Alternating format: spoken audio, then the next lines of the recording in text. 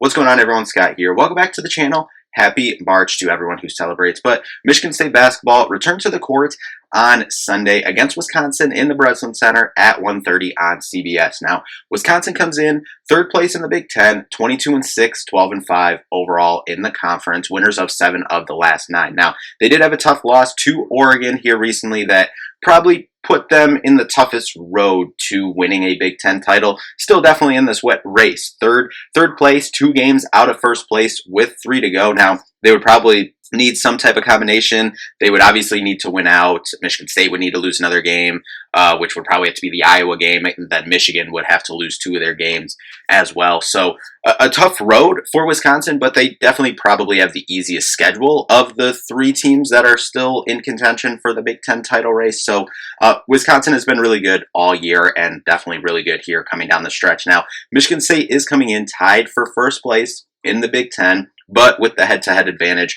over that school down the road, Michigan.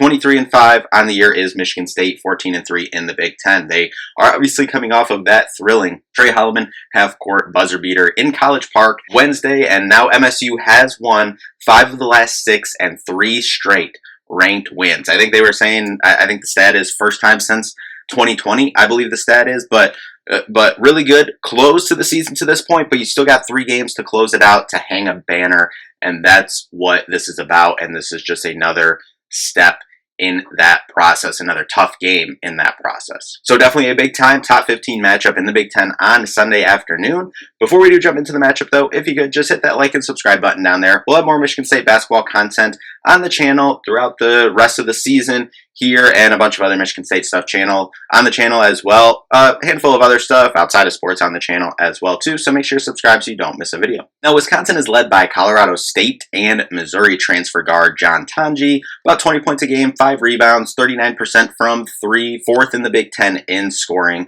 with that about 20 points per game.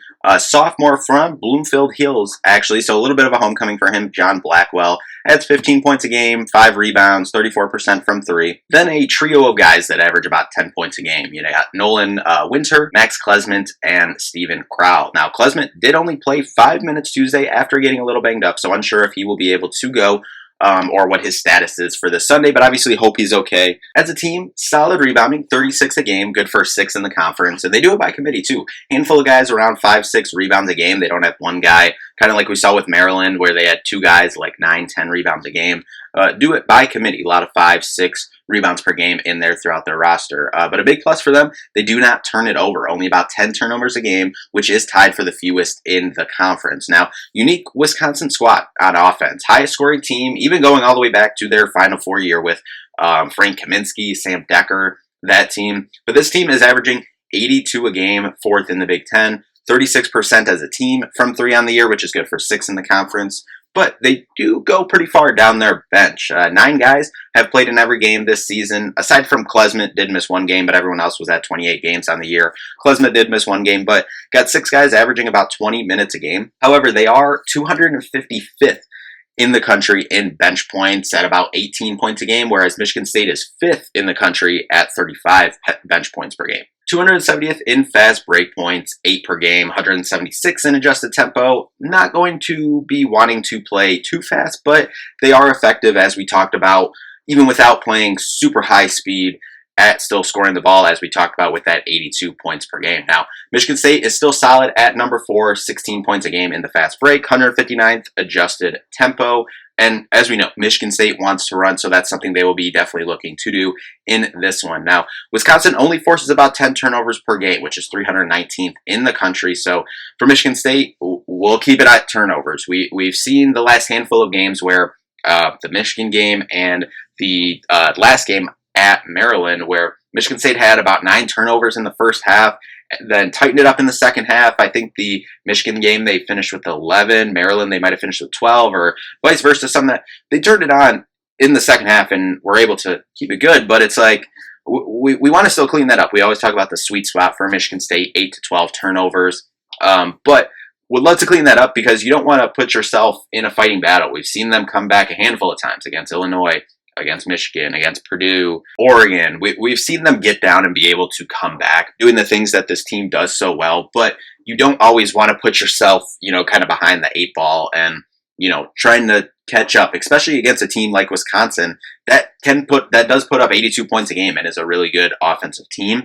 You don't want that lead to get too big and come back and them executing on offense. So would love to still clean that up. Like, let's not, like, 8 to 12 range is fine, but let's not 9 in the first half, 2, 3 in the second half. Like, let's like, if we're going to stay in that range, let's maybe 3 to 5 in the first half and another 3 to 5 in the second half. Stay in that sweet spot. But anyway, we'd just like to see that turn up a little bit. We've seen MSU win games in multiple ways this year, scoring 80 plus. Then the defensive slugfest that we saw on Wednesday, scoring 58 and winning. Wisconsin on the road, mind you. Wisconsin is in the middle of the pack in the Big Ten, allowing about 71 points per game. So given Wisconsin being a solid three-point shooting team at 36% on 28 attempts per game, Michigan State will definitely have to force them into some tough threes, though, which they have been leading the league all year in three-point defense on the year. So definitely something that they will have to focus on Sunday afternoon. But balanced scoring attack all year, like we've seen from Michigan State. Jace leading the way, going to need another good performance from him. I do want to touch on Jeremy Fears a little bit. We kind of talked about it in the last couple previews, recaps, but how teams are kind of defending Jeremy as of late. But and shout out to Justin Thin on Twitter for actually pointing this stat out. But Jeremy is now 11 for 28 from 3 on the year. And obviously, which what is that math? 39%. I have it right here. Let me just look at it. But on the year, yeah, about 39% for Jeremy Fears on the year. But teams are daring him to shoot. So I think, as we talked about at multiple times, we don't want a high volume 3-point shooting at all from this team. We want to stay into that like 14-ish attempts per game. And if you can make 5 to 7 of those, I think you're sitting solid. We've seen that recipe throughout this year for Michigan State. So Jeremy, if he can knock down, 1 to 3 threes a game, like we've seen against Michigan, he hit 2 threes. We saw he hit that big 3 at Maryland as well. The threes at Michigan were big as well.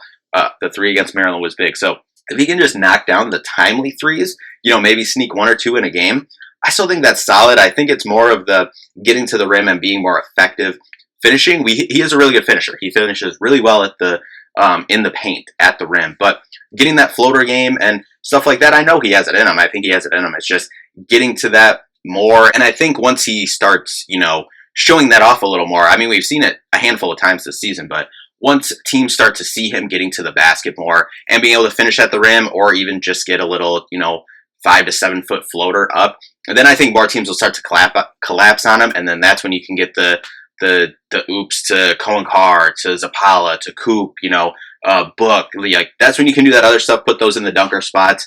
Then if they're going to still play off you, then you just get to the rim, everyone collapse, and then boom, boom, dunker spot. We're good. So just like to see that coming down here, the stretch of this regular season Big Ten tournament, NCAA tournament. I think that could be a key and, something, a little wrinkle to attack how teams are defending Michigan State right now here coming down towards the end of the season. But Jaden Akins, love for him and Jackson Kohler to see some shots go in.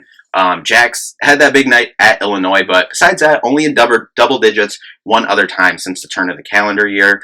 Jaden Akins has been the solid leading scorer all year long, and as we talked about ad nauseum, probably been one of the bigger Jaden Akins defenders, on this platform, on Twitter, wherever you go. Been one of the biggest Jaden Akins defenders, because in the shots that he gets and the points that he scores, like, yes, it's not the maybe senior year that it's like, oh, this is the senior year Tom Izzo guy, averaging 16 to 20 a game and, doing all this stuff. He gets his stuff quietly, but, we've seen it a couple times where he's, scoreless or 2 points in the first half, but then it's like, you look up, it's like, oh, he has 12, he has 14. Like, yep, he's at his average.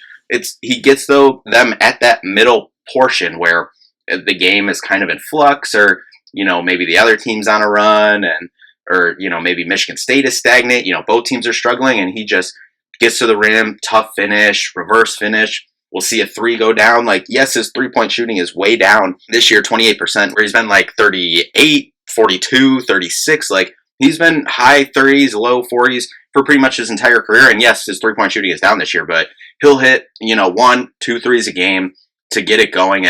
But would love for him to see him get it going a little bit more as we come down here, the end of the stretch, and kind of closing that gap. Jace is definitely closing that gap in terms of that other guy. So now it's like you have two guys who can kind of steady the waters. But still, for Jaden Akins, he's only failed to hit double digits 3 times this calendar year.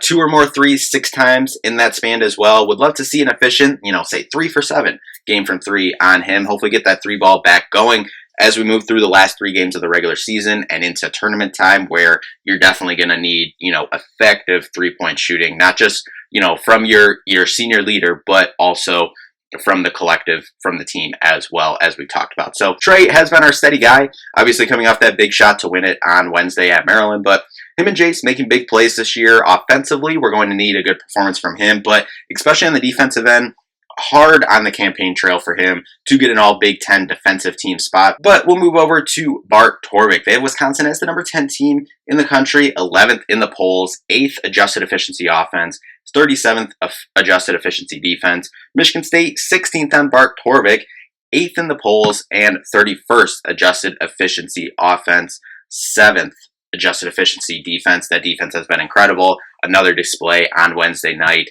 Tough road environment at Maryland. Defense was incredible, has been all year long. Now, Bart Torvik has this as a 75-72 Michigan State win. I expect this is going to be a really, really close one where Michigan State is going to have to defend like crazy and be efficient on the offensive end in order to win this game. And if you do that, you put yourself in a good position.